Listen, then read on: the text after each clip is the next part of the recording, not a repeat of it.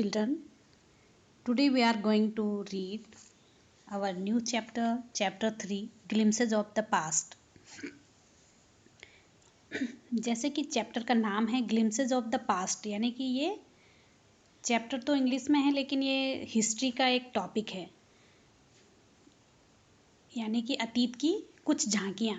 Before you read, पढ़ने से पहले हमें ये समझना होगा, ये चैप्टर पढ़ने से पहले, कि 1857 और 1757 और 1857 के बीच जो भी हमारे देश में जो भी घटनाएं घटी, वो ये बबल्स और पिक्चर के माध्यम से हमें समझना है. ओके, तो फर्स्ट द मार्टिर्स. जैसे कि आपको देख के भी लग रहा है, इसमें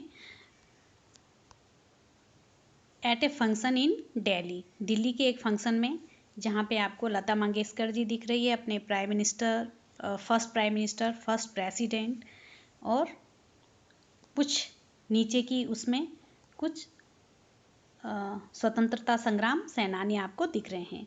तो इसमें एक फंक्शन में लता मंगेशकर जी गाना गा रही है, oh my country man, let your eyes fill with tears as you recall the sacrifices of Indian मार्टिर्स.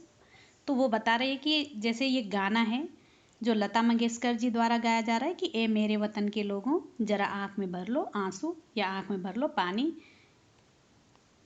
Okay, next इसमें है द कंपनीज कॉन्क्वेस्ट.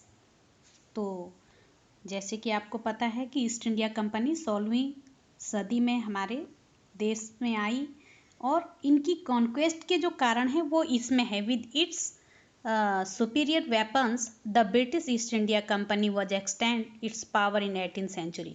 1857 में 18th सेंचुरी में ये कैसे एक्सटेंड हुई, इसकी जो पावर है, तो किसके कारण? विद सुपीरियर, इसके जो सुपीरियर वेपन्स थे उनके कारण. और इसमें ये इंडिया का जो मैप है, येलो कलर जो है उसमें इंडियन प्रिंसेस, जो उस समय क्या है, भारतीय राजा राज्य कर रहे थे, और पिंक में जो है तो ब्रिटिश टेरिटोरी इतनी ही थी.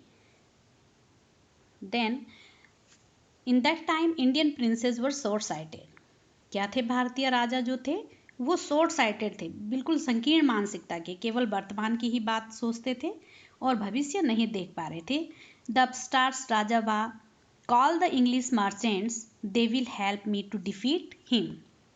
ऐसे राजा थे जो आपस में ही आपसी ईर्ष्या भाव से, जो आपस में ईर्ष्या कर रहे थे, जल रहे थे एक दूसरे से, अपने राज्य को एक्सटेंड करना चाह रहे थे. लेकिन वो सोच रहे थे कि हम इंग्लिश पीपल की हेल्प लेके क्या कर सकते हैं, दूसरे राजाओं को हरा सकते थे. लेकिन ये उनकी मूर्खता थी और उनके पराजय का कारण भी. The people had no peace due to such constant fight. और इस कांस्टेंट फाइट में, ये जो लगातार जो युद्ध चल रहा था आपस में, लोग क्या नहीं थे, कोई शांति नहीं थी. इसके कारण देश में शांति व्यवस्था नहीं थी. Then the rivalries helped the East India Company had it could easily subdue Indian princes one by one. The rivalries, इसमें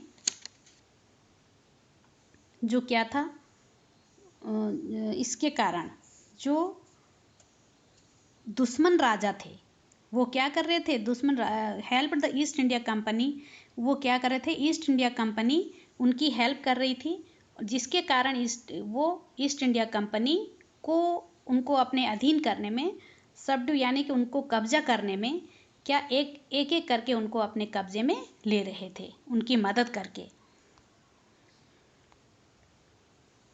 तो इसके बाद